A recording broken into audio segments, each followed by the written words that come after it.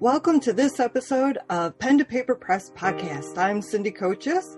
I enjoy spending time with best-selling authors, writers, editors, publishers, and those creative souls to talk about the process of developing our stories to completing our works of art. Each episode is an opportunity for us to explore mindsets, pearls of wisdom, and the experiences that began our journey as a writer from the moment we put pen to paper. Today, I am speaking with Andrea Pass. As a public relations professional, she works with both fiction and nonfiction authors to create and implement media relation campaigns to keep them relevant with interviews and book reviews to drive sales and grow their brands. It is so wonderful to have you here, Andrea, because this is an important topic. Well, thank you, Cindy, so much for having me. I'm looking forward to our conversation. Me too. I would like to start our conversation by asking you to clarify, how is public relations different from advertising?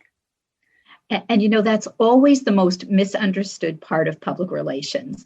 I've been in the public relations business for a long, long time. And so many people, even my parents for a while, oh, you're doing advertising. No, I am not in advertising. In advertising, you pay for content to appear. So you design an ad and that appears in a newspaper, a magazine, a blog, a website. You record an ad that might appear on a radio station or on a podcast or on a TV station. And you have controlled that content. And everyone, the public, knows that you paid for that advertisement and that you are going to obviously be patting yourself on the back, your business, your service, your book, your product, because you've created the content. In public relations, it is third-party editorial endorsement. It is earned media content because you are not paying the journalist to write about you or interview you. So the journalist has the control over the questions and the content to ultimately be included about you and your book.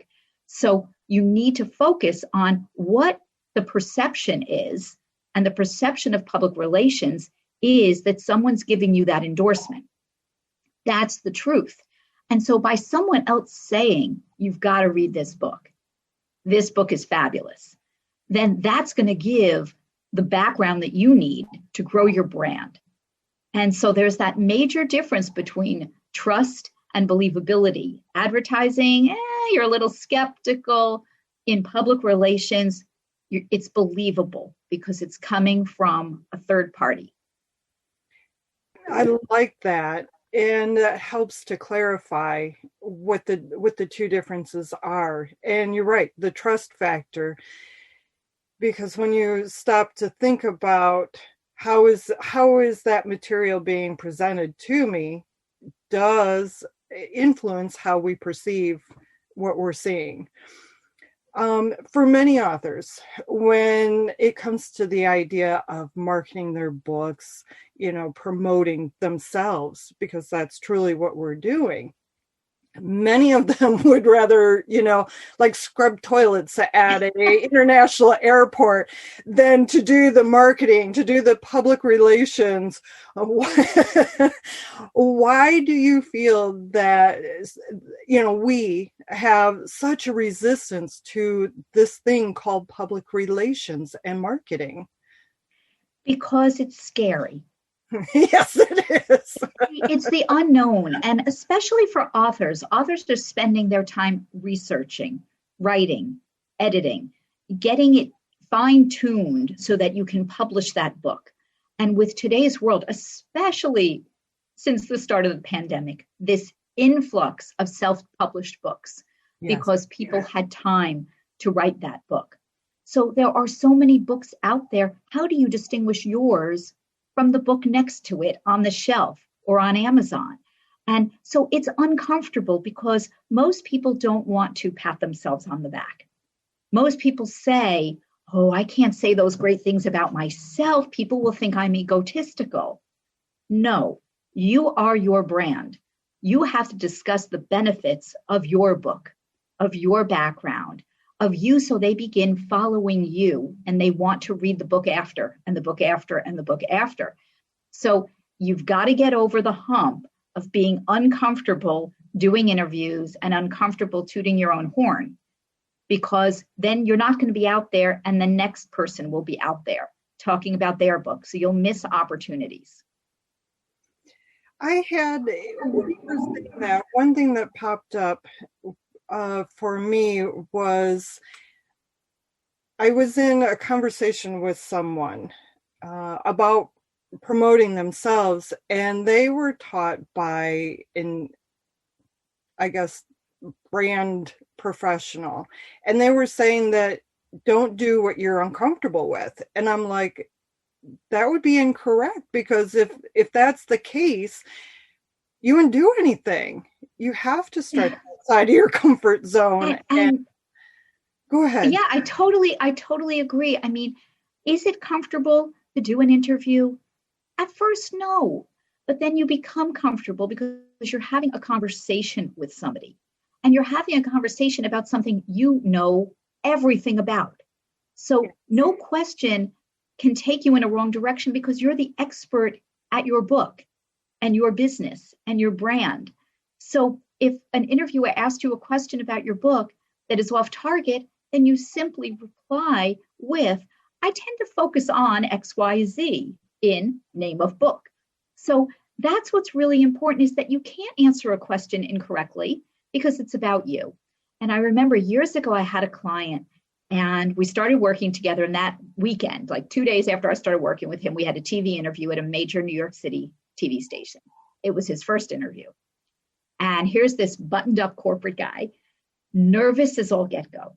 And I said to him, mark my word, within the next few months, you will change, and you will look back at this interview and you will realize how comfortable you've gotten. And as time went on, and I worked with him for a long, long time, he was able to see his comfort level, and he wasn't pacing before the interviews, and he was comfortable answering what he wanted to answer in the question to get the message out about his business. And the same holds true with authors. If you don't get out there and publicize yourself, then the other book is going to, someone else's book is going to get that recognition, and you missed out. Right. Because there's only so many topics that you can write on, because there's only so many topics. And there's a large number of people who are focused on a specific topic, and you have to stand out. And how do you do that? And that is by being willing to showcase yourself, being willing to get out there and say, hey, look at what I did, and discussing, as you say, the benefits of your book. And I like how you worded that, because the fact that that is a key element, that in interviews, such as like the podcast that I host, I'm not going to ask you outside of the box questions that are going to cause harm.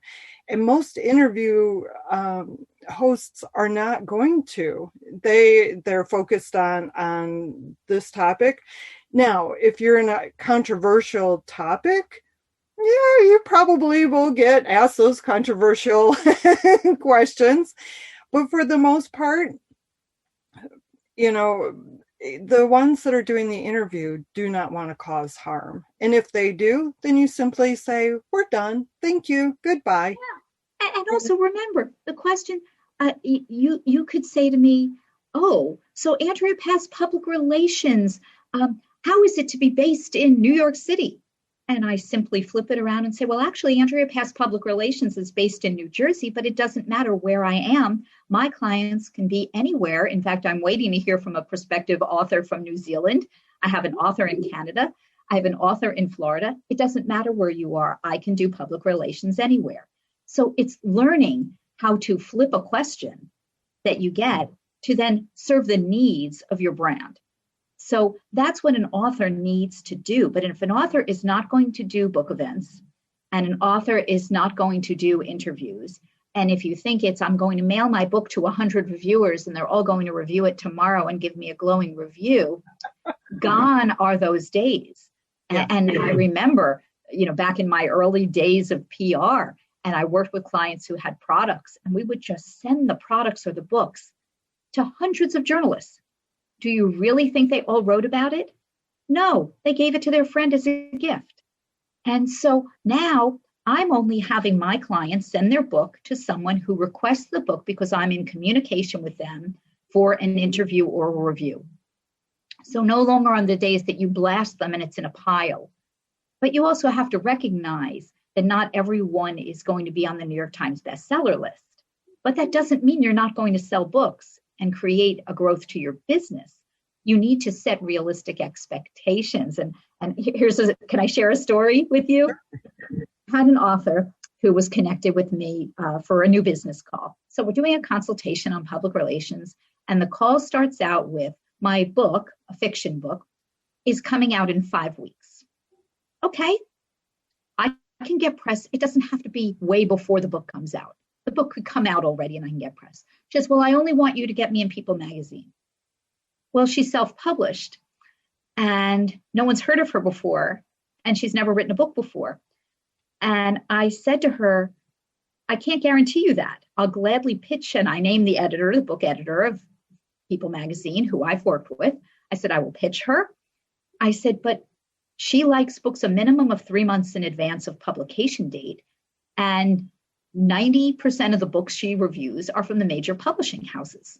So I need to set those expectations. Well, this author got very heated with me because she didn't like what I had to say, which was the truth. And I'm sure she found some PR person that decided to lie. But all these months later, I have not seen any publicity on her book. Why would they want to only be in one publication versus a variety? That, to me, doesn't make sense, I guess. And it's almost like the folks that will pay an influencer $10,000, $20,000, $100,000 for one Instagram post, because then they could say that influencer. And that is not a wise way of spending your marketing dollars. So when you're looking at your budget, you have to determine what's going to fit within your budget. And for an author, public relations should certainly be part of that budget because you want to stay relevant. Because the more people that hear about you, the more that you will grow. And maybe book 2 or book 3 will get that major publishing house because you're getting word of mouth, you're getting press coverage. So you have to start somewhere. And I work with my clients to media train them, to prepare them. Not every interview is going to be perfect, but that's okay because there'll be another one afterwards. And I have an author that I work with who did an interview, a podcast, and I listened afterwards. And she said, when the podcaster asked, what is your brand? Her answer, now, mind you, this is book number 7. She says, I don't have a brand. And I'm listening to the interview and I want to reach through the computer and grab her shoulders and shake her and say, yes, you are your brand. You write in a certain style. She writes about the Deep South. She writes about subjects that intertwine things that happen in her life, even though she might be writing historical fiction.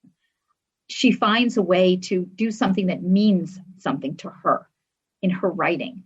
So she does have a brand. So every author does have a brand. It doesn't mean that because you wrote a book today that's a historical fiction book, that tomorrow you can't write a romance novel.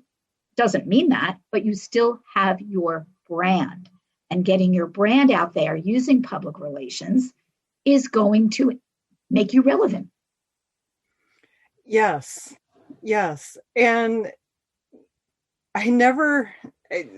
I'm small town. I'm a country mouse. They always tell me, quit playing small, Cindy, blah, blah, blah. And I guess I never considered the idea of paying an influencer $10,000, $20,000, $100,000 to promote one of my products. Is that something that's kind of common, or is that, one of those, once in a while people might consider it? What's interesting about influencers in the world of influencers is when people who are not educated in marketing, public relations, advertising, get someone to reach out to them and say, I'll do this for you, this amount of money, and I have this many followers. They believe it. and they don't do their homework. And it's important that you do your homework because, for instance, the Huffington Post has millions and millions of unique views per month, right. UVs. Okay. But it doesn't mean that that one article that you're in is going to get millions and millions of views. There's a lot of content on that site. It's how you market it afterwards. So spending that kind of money on an influencer, are you going to use that over and over and over again on your social media?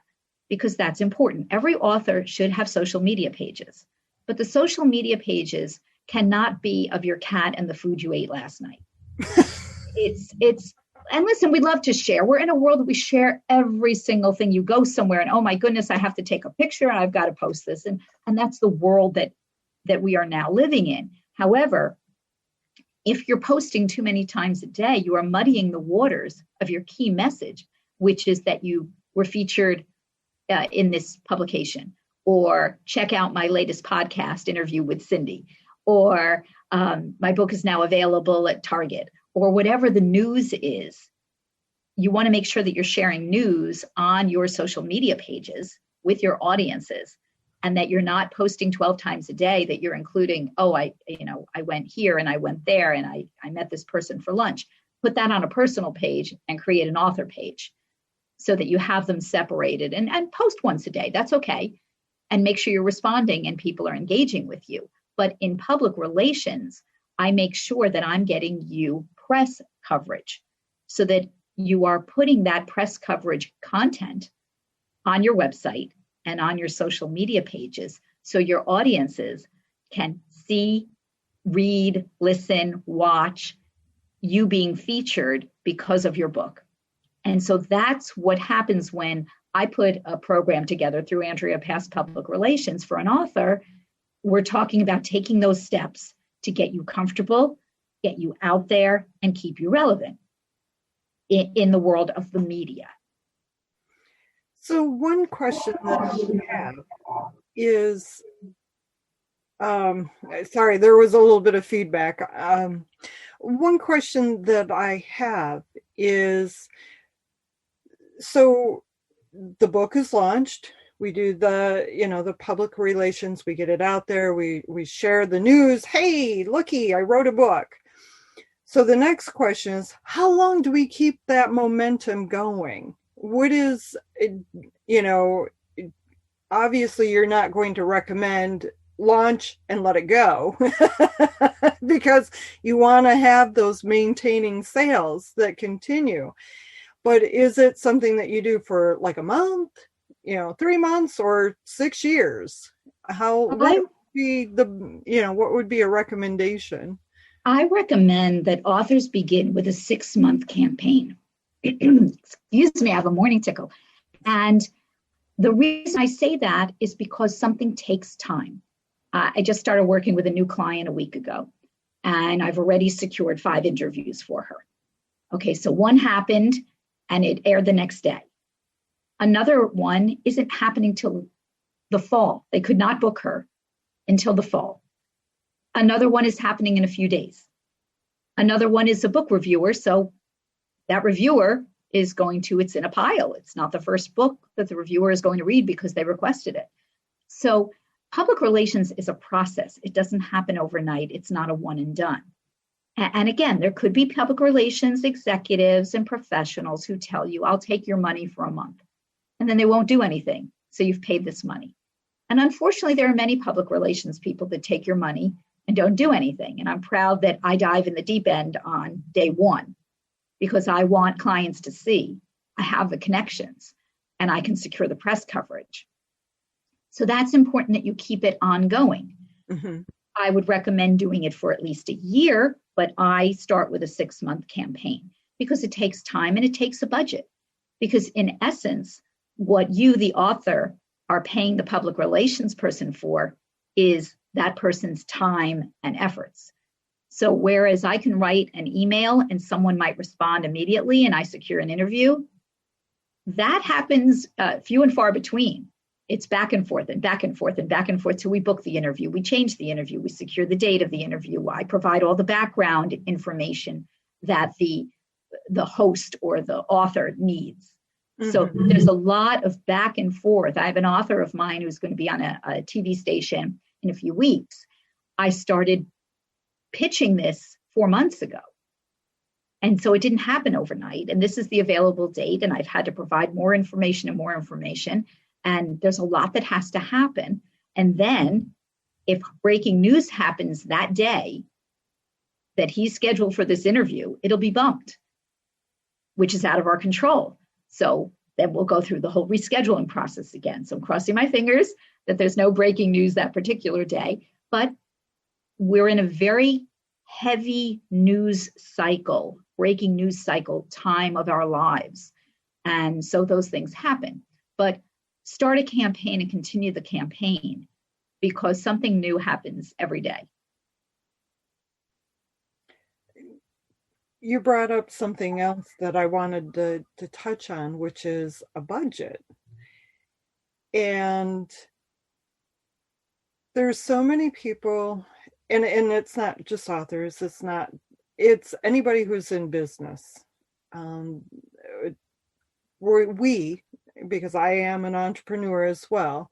So I'm going to include myself in this because I am included in this. We want things that are free, inexpensive, something that's not going to, rob the piggy bank. We're not going to have to, what's the saying, rob Peter to pay Paul. So with setting up a public relationship with someone, I guess I can't really ask what the average budget is because your clientele and the clientele of public relations are the variance is too large.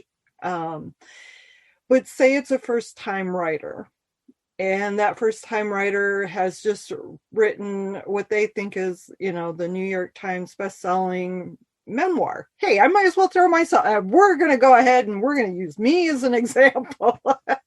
Cindy, it's a very valid question. What does it have to cost? Yeah. But any public relations person that has a cookie cutter mold is not the public relations person you want.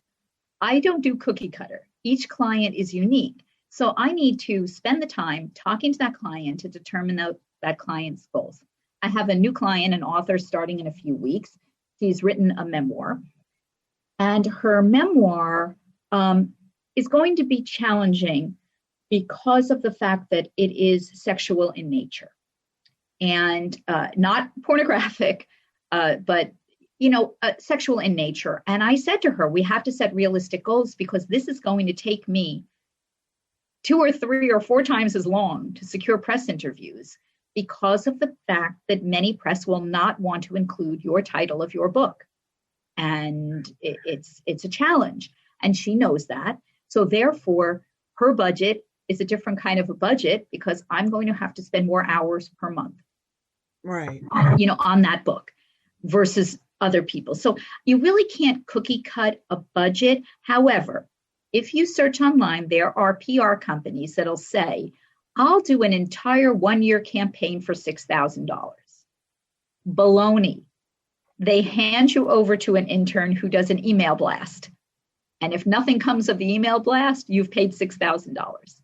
And I know authors that this has happened to. I had an author of a Holocaust family memoir that she wrote. And she paid one of these companies $5,000 or $6,000, and they were going to get her press. And they got her nothing, 0. And she didn't have any additional money.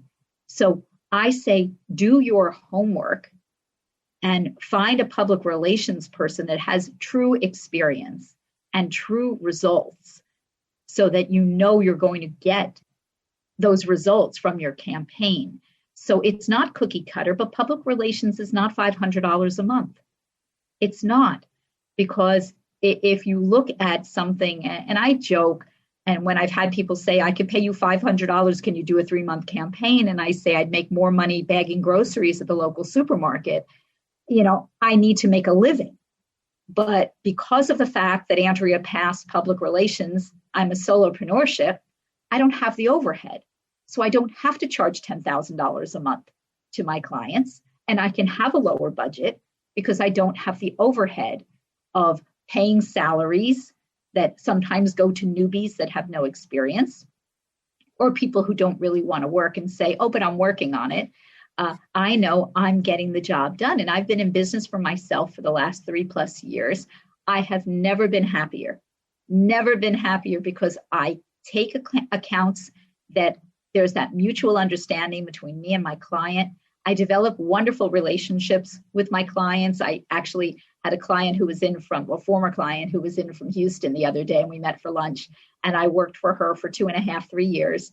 And, it wasn't getting what she wanted, and I couldn't achieve it because of various reasons. And she understood those, but we have stayed in touch, and I still get her an occasional interview here or there because we have a long-time relationship. So find someone you gel with.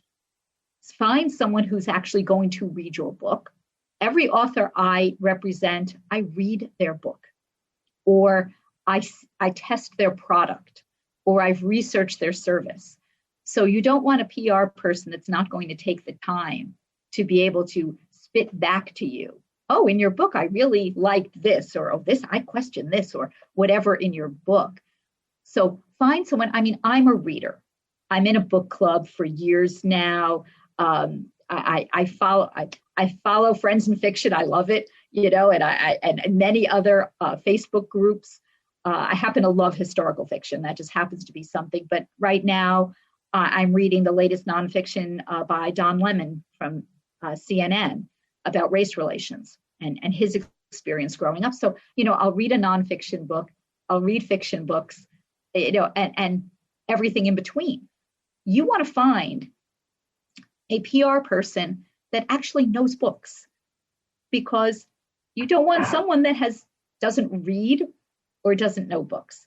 So you'll find that person and you'll find that budget, but you are going to have to realistically put a number of thousands of dollars aside for a campaign, but you will get that back in the brand awareness, in the driving recognition, in the reviews, and obviously selling books because you are continuing to use that content. And remember, if someone writes about your book or interviews you, it's not a one and done. Put it on your social media today. Put the same thing up in 3 months and 6 months and 8 months, because it's evergreen. Yes. When you have evergreen content, you can reuse that interview. And when this interview comes out, I will share this on my social media pages. And a few weeks or months from now, I'll share it again and I'll tag you, because that's what is going to grow our networks. And that's the beauty of public relations placements. Thank you for all of that, because hearing you say, I'm not a cookie cutter, that is so important because of the fact that people want that. Okay, it's going to cost me, and again, I'm just throwing random numbers out. It's going to cost me 10 grand to do this. And, excuse me, there's this perception of not wanting to invest in the book. I've written a book. It should sell millions because I wrote this book. And people forget, or authors or entrepreneurs forget, that you have to invest in promoting it, getting that brand out there. Coca-Cola, Pepsi, any of those didn't get popular because they said, oh, I've got a really good product, they'll find it. No, they promoted it. They got it out there. Same with Ford, GM, Chrysler, all of the car manufacturers, Toyota, Honda. They all spend a phenomenal amount of money in promotion. And that's the thing. The thing is, you look at best-selling authors, and best-selling authors didn't get to be best-selling authors overnight. No. And you look at even actors and actresses, they didn't become celebrities overnight. And then when you hear their careers and this little job they had and how they were, waiting tables, in New York City before they got a big break on Broadway or whatever it was, nothing that we do is instantaneous. And therefore, you've got to work at it and realize this is your business. Your business is being an author. And your business is the same as any other business. And in order to get recognition using the media, and I sound corny, but I say it all the time, you got to be in it to win it. If you are not being interviewed, then how can you say, oh, they didn't include my book in that holiday gift guide for cookbooks for the holidays? Well, who knew about it? Because the average journalist is not saying, I'm going to do a search on Amazon for new cookbooks and write about them. No. They're reaching out to PR people. They're saying that, I subscribe, my overhead is subscribing to databases, newsletters. Also, I'm in private Facebook groups and other social media groups. So all day, I'm having journalists reach out to me and networks of PR people saying, I'm writing this story. Do you have anyone that fits into this? And we have to jump on it and pitch. And then we pitch. And if we make the cut, then they request the book or the product or an interview, and then it goes to the next step. Doesn't mean you'll end up in the finished article, but you have to go through all of this. So if you think everyone's just going to find your book, then you are going to be narrowed down to the books you gave out to your family and friends. And don't forget your family and friends. I'm amazed at how many people do not have their family and friends following their social media and engaging on their social media. So when an interview happens, make sure that your family and friends are engaging, that they are also posting that and saying Cindy's latest book is featured XYZ, just something. So I think that's all part of it. But when it comes to public relations, you've got to be in it. No one's going to know about you unless someone is out there telling the press about you. Understood.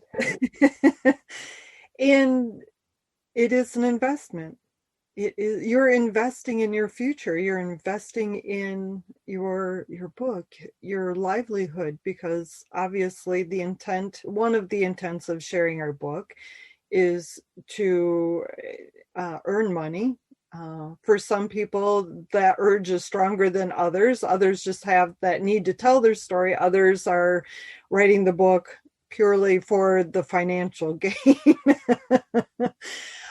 So one thing that I do want to ask is, so we've talked about the process of and so forth, but how would, say, I will use me again as the example.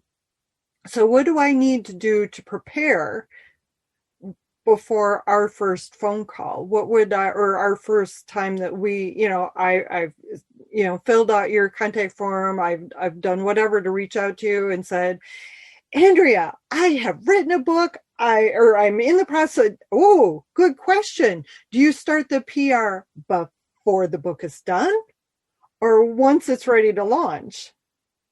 In today's world, I recommend that you start the PR, do the conversation before the book is published, but start the PR 2 months before the book is published. If you are self-publishing, if you don't have the dollars and a big media house behind you, if you have a big media house behind you, you're going to start before 90 days before the book comes out. But if you're a solo person and you're paying for this out of your pocket 1 month to 2 months before the book comes out, or even when the book comes out, but start the dialogue with someone like Andrea Pass Public Relations before then. But what do you need? It's a great question. You need a website. Doesn't have to be fancy, but it's got to have your book jacket, an overview about the book, any testimonials you received from people that you might feature in the book, your biography, your headshot, links to your social media pages that are for the book, and any speaking engagements or book signings that you've already scheduled. This should be on your website. That's got to be done. So you're not ready for a PR person if you don't have the book jacket yet, and you don't have an overview, and there's no sales site. Once you have your pages up, your Amazon page or what have you, then, there's a place someone can buy the book or pre-order the book. So if you're selling directly on your website and you're not going through Barnes & Noble or Target or Walmart or Amazon, that's fine, but you have to have that sales site set up. So you need those things before we can do public relations, because when I'm doing public relations, I'm making sure I'm including your social media pages and your website and a link to Amazon in that pitch to the press, because they're going to ultimately ask for it. So I need that so that when they're writing the review, they're including that in the review. Because if there's no click-through in an online review, or you're being featured on a podcast and the podcaster doesn't include that in the show notes, then you're kind of losing out, because the average person may not remember that the name of your book is Andrea Pass Talks Public Relations or whatever it is. Because oftentimes the average person consumes 11 hours of content a day, which means we're reading something on our computer and scrolling on our phones.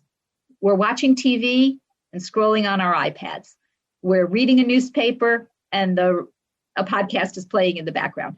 We're listening to a podcast and out jogging. We are multitasking constantly. So we're not going to remember everything right off the bat. So it's very important. I always tell, my clients and especially my authors, you've got to have the name of your book out there as much as possible, and to repeat it when you're doing an interview. It's not my book. I have one client who says, well, in my book, and after the interviews, I say to him, you have to say the name of your book instead of your book. And the same way in this conversation, I've said Andrea Pass Public Relations a few times, because people are tuning in and out. So I think that it is important for you to have book jacket, overview, bio, headshot, schedule of speaking engagements or book signings, and a way to buy the book. Have that organized at least before you start the PR campaign. But speak to me a few months before. But the book has to be ready and it's going to be published. Not, I have an idea for a book and I'm starting to write it. I know people, I said, you've got to tell me when the book is done and someone's edited it and it's actually going to be published. Exactly. Yes, because I've been saying for years, I'm going to write a book. And I mean, I have 4 fiction books that I have started. I have 2 that are, I have 1 that's completed. It will never, ever, ever, ever see a printing press, because it's, not anything anybody would want to read. But it was a great way for me to, get it on paper. And, it was a practice. I guess you could say it was a practice. But one thing that I really want to hit on, because it is so important, the headshot.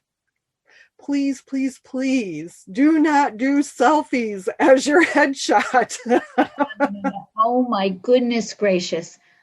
You can find a good photographer that could do a headshot for under $100. I mean, you need a good quality headshot that's high resolution, 300 DPI, JPEG format. Yes, you need a good headshot that could be in a vertical or a square format, because that's what certain people need. Invest in it. So a good headshot could be a studio shot that you have, just a plain backdrop behind you, but get the photo of you holding your book. If you're an outdoor person, have that picture outdoors, one of you alone and you holding your book. If you're a cookbook author, be in the kitchen, be behind a bunch of pans or pots or bowls. If you're a gardener, have a picture of you in the garden. If you're writing a nonfiction book, have 2 photos, your basic headshot picture and the picture in action. So if you're a bicycle person and you're writing about bicycling, have a picture of your headshot and another one of you on a bicycle. So make sure you have 2 good headshots. But remember, if you're taking a headshot on your phone, there's a possibility someone shook a little bit and it's not clear. You might look at it and say, oh, this is clear. And another person, a journalist, is looking and say, this is blurry. So take that time to have a good headshot. You're taking the time to have a good book jacket. I mean, you've worked with a designer, however you've had your book jacket, because a book jacket sells. You know, I remember years and years ago, I would go to Barnes and Noble when I wanted to read something, and I would walk up and down the aisles and I'm grabbing books. And if the book jacket jumped out at me, then I read the description about the book. So you have a good book jacket, you have a description, you have a biography. A good public relations person will help you write your biography if you haven't already, but you must have it if you've written a book because it's in your book. So make sure that you have all of that organized so that a good public relations person will be able to jump right in. And it's important also, if you are hiring a public relations consultant, that they don't spend weeks ramping up. I had a boss years and years and years ago. We would tell clients, oh, we spend the first 6 weeks researching and writing press materials. And no. You want to work someone who's going to start today. And that's one of the things I do in my PR work is once you've provided me with the photos I need, the website, the social media, your bio, I start. There's no dilly-dallying. Let's go. Let's talk to this person. And I have a great guest for your podcast, or I have a great book for you to review, or here's someone from your hometown that you should talk to in your newspaper because this is a new author, or an experienced author, or a nonfiction title that is current with issues in the news today. So don't work with someone who's going to dilly-dally. Don't work with someone who's going to hand you over to an intern or a newbie. Ask the questions. Don't get intimidated. It's your book. It's your budget. It's your campaign. You are the author. You want results. Make sure that you're asking tough questions of your potential public relations partner. I like that. Thank you. And we're going to go ahead and get wrapping it up because obviously you and I could talk for a very, very long time. Is there any closing notes that you would like to share with the listeners in regards to, in regards to public relations? So it's important that every book has a public relations campaign, or the press and the public is not going to know about your book. So make sure that public relations is part of your marketing budget. Make sure you've done your homework.